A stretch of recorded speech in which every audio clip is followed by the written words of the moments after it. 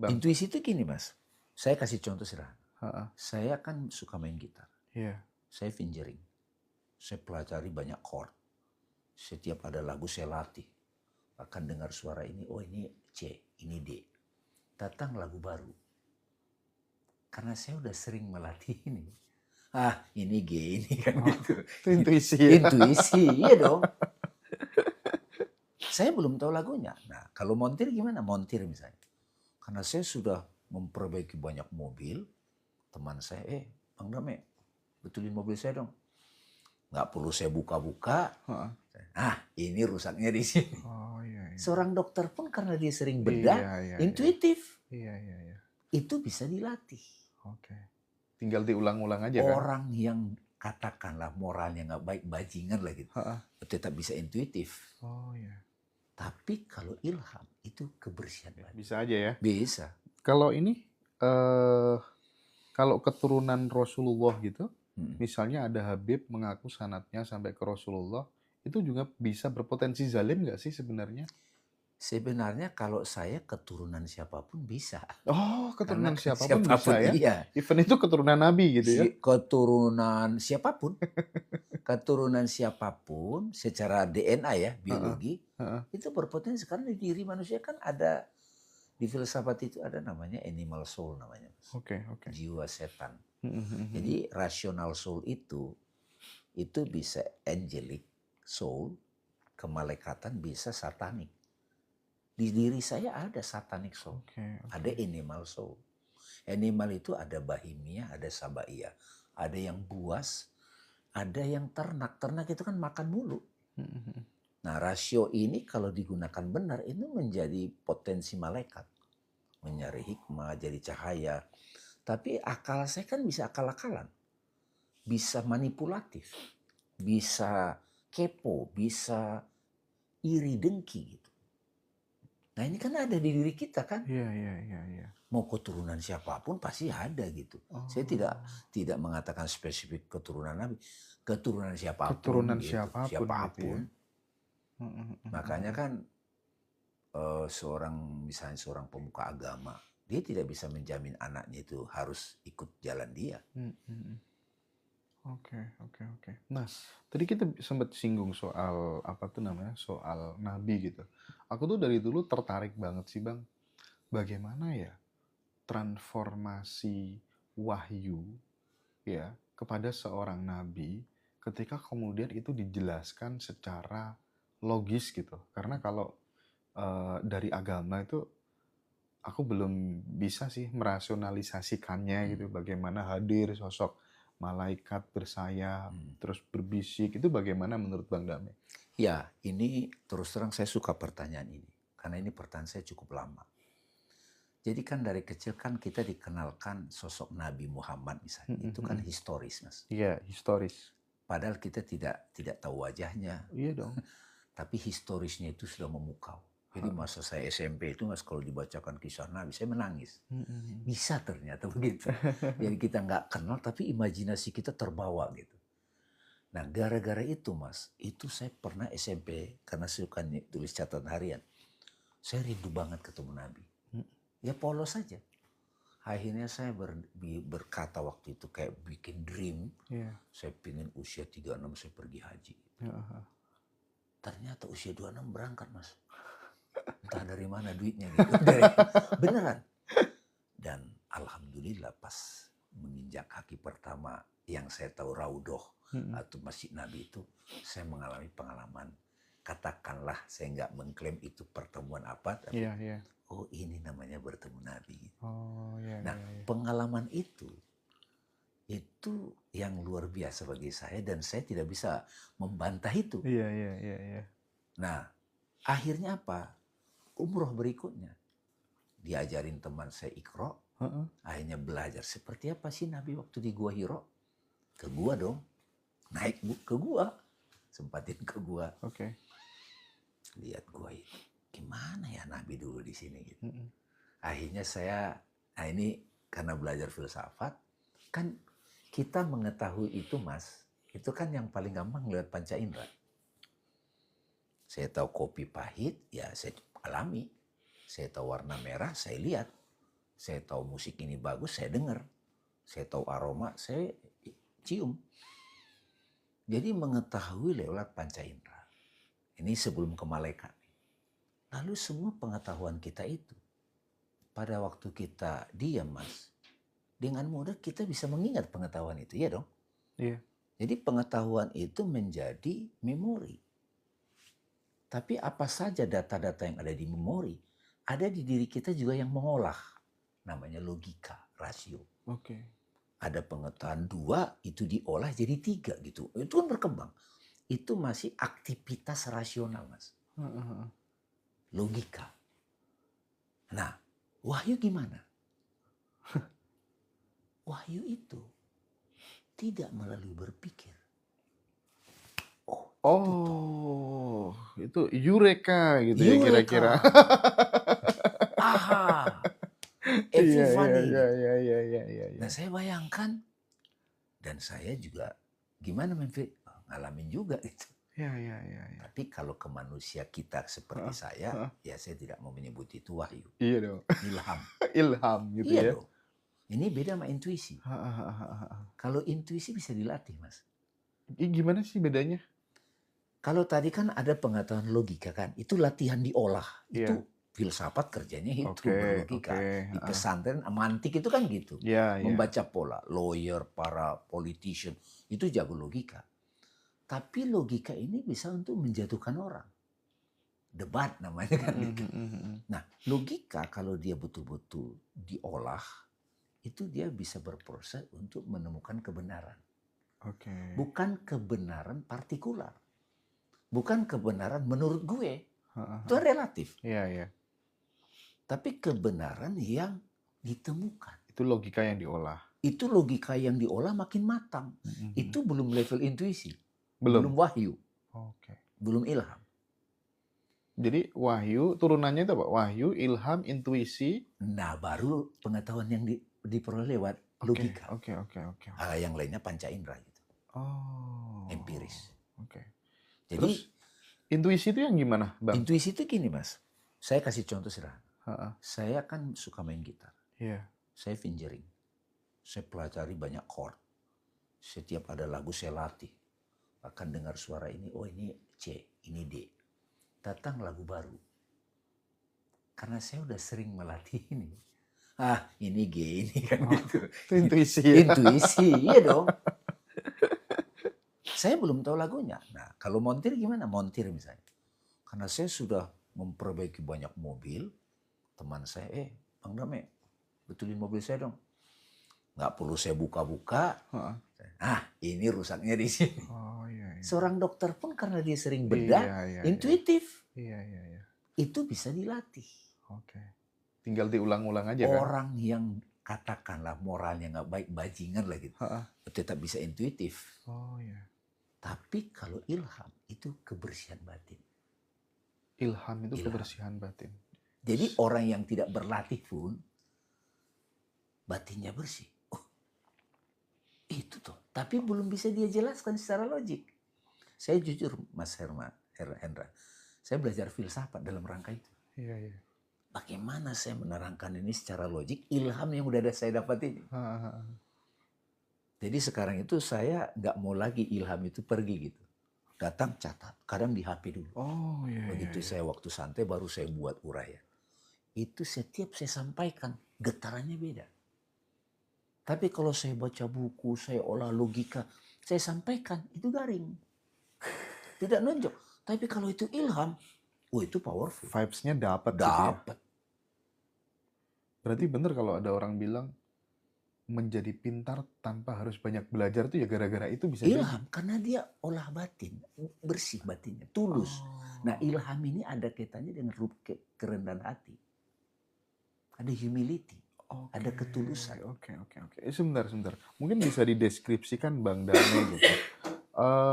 Sifat-sifat yang harus dibuang, kita berlatih untuk meminimalisir di dalam diri supaya kemudian ilham itu muncul, dan sifat-sifat apa yang perlu kita hadirkan di dalam kehidupan sehari-hari biar ilham itu terus datang konsisten gitu. Sebetulnya kan dalam tradisi Islam ada puasa.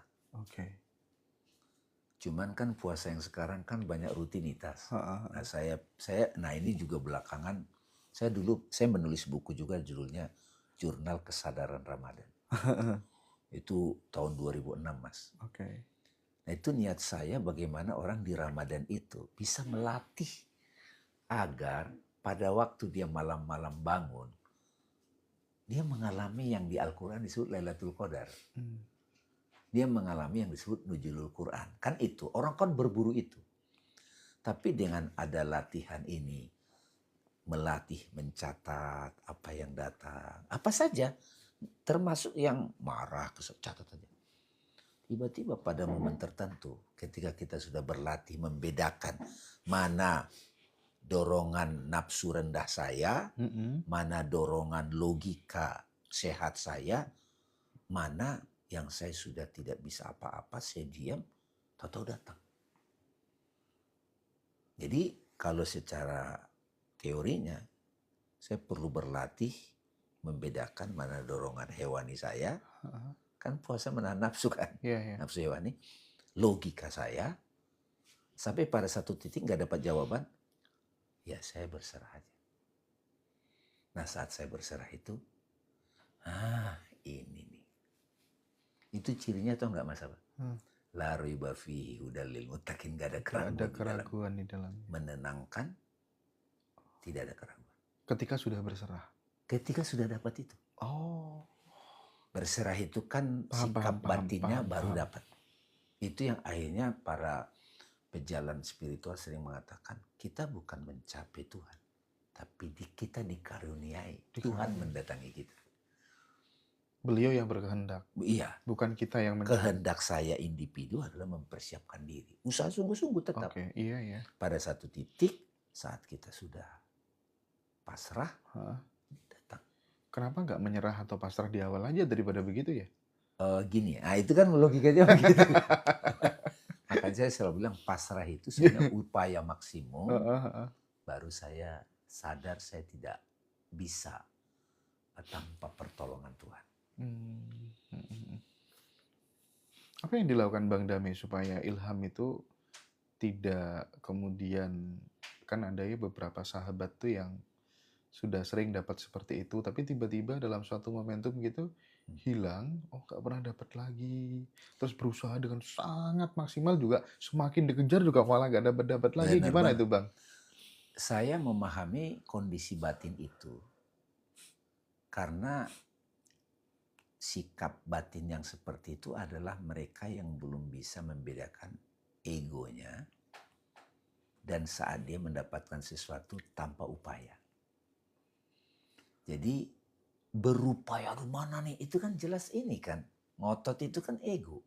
Melawan gitu ya. Iya, jadi sementara pengetahuan ilham seperti ini, lu berusaha maksimum, lu juga sadar lu terbatas. Nah ini kan paradoksnya di situ. Paradoks. Nah pengalaman saya begitu. Ya terus terang saya kayak ngobrol begini Mas Hendra. Saya sering tuh kan, misalnya diundang. Wah, saya cek tuh di sini. Ini bagian diri gue yang mana nih yang mau aktif nih. Sampai satu titik, ini waktunya ngomong gitu. Jadi sudah tidak lagi, tadinya belajar membedakan dulu. Ini suara, kalau bahasa teologinya kan, ini suara setan atau malaikat nih, gitu kan. Pokoknya kalau masih ada yang berantem di dalam, itu belum ketemu tuh ilham. Oh belum ya? Belum. Masih ragu, bukan la raiba fihi. Gitu belum la raiba fihi, masih ada pertengkaran. Terus gimana menghentikannya? Nah disitulah pentingnya belajar yang pertemuan yang lalu saya bilang, mengamati pertengkaran dalam diri itu. Kan ada tuh bertengkar. Enggak, B dong, A, B dong. Terus yang menonton ini nggak dianggap gitu. Aku yang menonton ini. Oke, tapi kan apakah kemudian ilham setiap orang itu sama Bang Dame gitu? Karena terkadang orang tuh karakter dan latar belakangnya berbeda-beda gitu. Maksudku gini, mungkin nggak sih ilham setiap orang itu tidak harus melalui momen aha, tetapi bisa jadi tiba-tiba misalnya ada bisikan dari dalam, atau kemudian lewat mimpi di momen-momen tertentu begitu, gimana Bang? Saya kemarin itu baru di chatting teman, dia menemukan pola 30 hari selalu ketemu angka 1111 Iya iya 11 iya, dia bilang. loh, itu dia ada yang WA aku sih, Iya, WA aku gini Bang, heeh, ini relate kayaknya iya. nih, "Mas Hendra, kalau ketemu narasumber siapapun, tolong sampaikan pertanyaanku, aku sering lihat angka akhir-akhir ini 111." Loh itu baru Iya dijawab iya. tuh, gimana tuh Bang? Kok aneh ya? Nah, dia chatting ke saya dan, kami kan dia kenal kita beberapa orang kayak misalnya Kang Abu, Mas Sony gitu. Terus dia chatting saya gitu. Heeh heeh, Saya nggak tahu Kang Abu sama, Mas Sony chatting apa enggak, tapi aku di-chatting lah. iya Pada waktu dia chatting itu, dulu-dulu pernah saya bertemu orang seperti itu juga. Akhirnya apa, saya diam dulu, ini nunggu ilham nih. iya Karena memang belum ada jawaban yang bisa saya berikan. iya iya iya, Saya juga tidak mau sok tahu, heeh, saya juga tidak mengatakan, wah saya belum tahu, enggak gitu. Karena dia udah berharap kan gitu. iya bener, Saya diamin aja, kayaknya saya nggak belum bisa jawab di WA gitu. Nah, 2 minggu kemudian saya ketemu dia. Nah pas lagi santai kan teringat dong, heeh Mbak gimana tuh? Oh yang itu, oh iya bang ditunjukin ke saya polanya 30 kali. Terus saya tiba-tiba dapat jawaban saat itu. heeh, Jawabannya begini, jawaban yang pas buat dia saat itu. Apa itu? Mbak, Tuhan itu tahu banget berkomunikasi kepada kita sesuai kesiapan kita. heeh heeh Mbak lagi dikasih tanda melalui angka. Kalau saya bukan angka, saya bilang. heeh heeh heeh, Beda gitu. Jadi paling tidak pesan pertama, heeh. ini tidak kebetulan memang. Oh, Ini pertanda kalau ada orang lain lewat mimpi. Oke, sudah ya? Oke. Baru saya bilang lagi, ini ada bukunya loh, saya gituin lagi. mhm mhm mhm, Itu ditulis oleh seorang profesor namanya Ennimeresimal, rahasia angka. mmm, Dari zaman Hermes, zaman Yunani kuno, itu Mesir, itu ada rahasia angka di situ. Biar dia belajar gitu. iya iya iya Paling iya, tidak saat itu, saya nggak memberi jawaban. heeh Ini loh enggak, itu dok mati. Saya sudah melatih diri nggak selalu begitu. heeh, Apa yang dia butuh, saya kasih jawaban saat itu. iya iya, Jadi memang ada orang polanya begitu. Ada orang lewat kupu-kupu, heeh. ada orang lewat aroma. Kalau saya tahu nggak apa sering saya dapat Apa tanda? tuh, Bang? Kalau saya ketemu orang-orang itu nggak jujur, itu ada tandanya buat saya mas. Oh, Dan itu selalu terbukti. misalnya apa? Wah nanti dibocorin ini. Biasanya kalau saya ketemu orang itu, tiba-tiba ada tuh ting gitu. Tapi cuma saya melihat. Oke oke oke oke oke. Jadi kalau dia bohong, kalau dia jujur itu, Oh. ternyata di psikologi ada cara ngecek kita Oh jujur atau gitu ya? tidak. Heeh heeh. Itu kan kadang begini, kalau saya damai, kuat. Saya budi, lemah. Ada juga begini gitu. Tapi kalau saya itu, tapi saya nggak, kalau tiba-tiba orang itu Mhm, tidak jujur, saya juga tidak bahas. oke. Aku pengen memperdalam lagi gitu. Bagaimana cara Bang Dame mempertahankan supaya ilham itu tetap, apa tuh namanya, senantiasa, datang menghampiri kita, selalu memberikan ini ke kita, itu tuh apa yang harus diperbuat gitu? Pertama kan sikap batin. Itu sikap batin datang dari perspektif.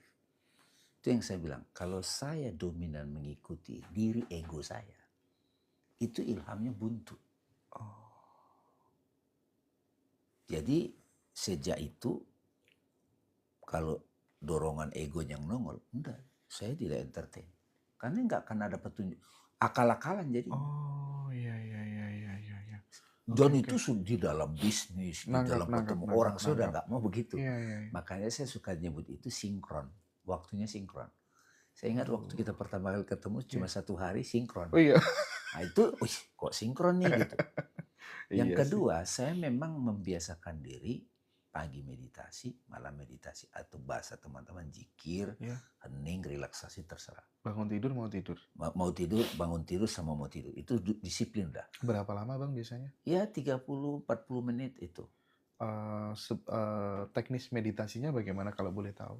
Sebetulnya sederhana, saya juga dapat dari guru tarekat saya itu menyebut nama Allah. Heeh. Tapi sometimes saya hanya duduk diam bernapas, momen-momen tertentu saya pakai musik yang saya pilih. Oke, oke. Itu enak banget. Senyamannya sih ya. Senyamannya. Dan ya karena saya dari tradisi Islam, kadang saya wudhu dulu Iya, gitu iya, kan. iya, iya, Karena itu iya. bagian dari komitmen, Oke, intention gitu. oke. Enggak juga nggak apa-apa. Iya, iya, iya.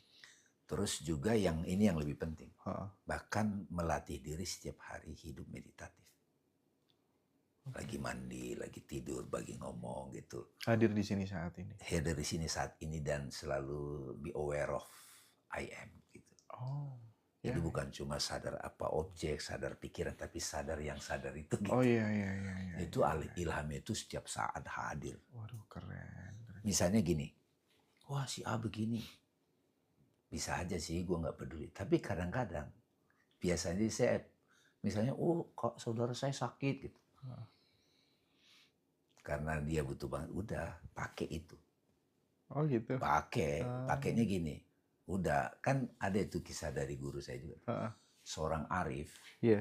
itu dia bisa mengurus semesta dari dalam katanya gitu. Keren, keren. Iya. Bisa mengurus semesta dari dalam. Oke, di segmen ini aku akan tutup dengan satu pertanyaan untuk membedakan ilham itu benar-benar ya murni dari Sang Pencipta dengan ilham yang kita kadang apa tuh namanya ilham hasil dari bisikan kan ada juga banyak juga bang Banget, gitu ya. banyak banget. Misalnya, Halu. halu tuh kalau katanya Rocky Gerung, halu tuh dengkul, logika tuh akal gitu. Iya. Gimana bang membedakannya? Ya, terus terang saya sangat bersyukur saya belajar filsafat itu serius, baik formal ataupun tradisional. Oke. Jadi kadang solusi itu kan cukup dengan logika, seperti kata Rocky Gerung. Nah itu saya latih. Itu mah pakai logika cukup. Ya, orang yang berlogika itu kan bisa membedakan mana kemarahan, mana sentimen. Dia bisa bedakan dengan tajam. Makanya kan kalau di agama Islam namanya akil balik. Akalnya dewasa, bukan udah mens, bukan. Nah, kalau dia ilham, Mas Hendra, ketika pikiran saya sudah buntu, ya saya, itu tadi sikap batin berserah, Mas.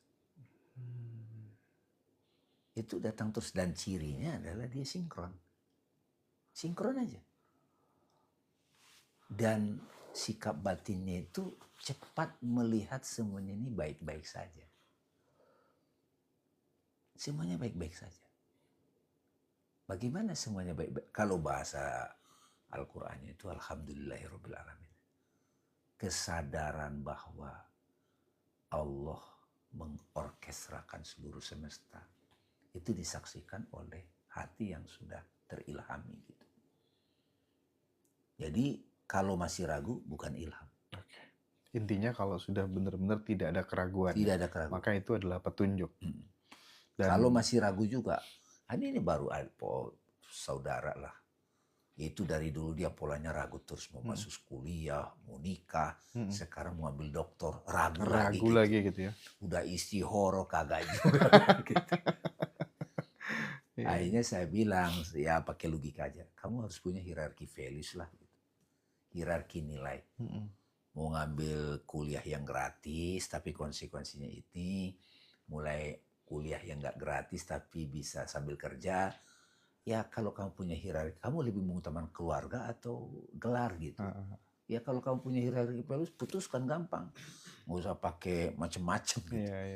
Jadi kalau kita udah mahir membuat nilai, hierarki nilai itu gini Mas. Kayak saya sekarang Mas, saya nomor satu kan spiritual. Saya butuh duit, tapi duit bukan yang paling utama. Saya menomorsatukan relationship misalnya. Saya bisa aja keluar uang lebih banyak, tapi mentraktir orang yang saya sayang, keluarga, saya nggak apa-apa duit habis. Karena hierarki nilai saya adalah hubungan. Hubungan itu love. Tapi kalau kamu hierarkinya uang, ya kamu jangan traktir orang sembarangan kan gitu. Habis duitmu nanti. Itu masalah hierarki nilai. Jadi bukan masalah kebenaran mutlak. Jadi kalau kita sudah mahir sudah menetapkan hierarki nilai, gampang. Paham, nangkep aku. Nggak perlu nunggu ilham. Mantap, gitu. Mantap. Thank you Bang Dabe.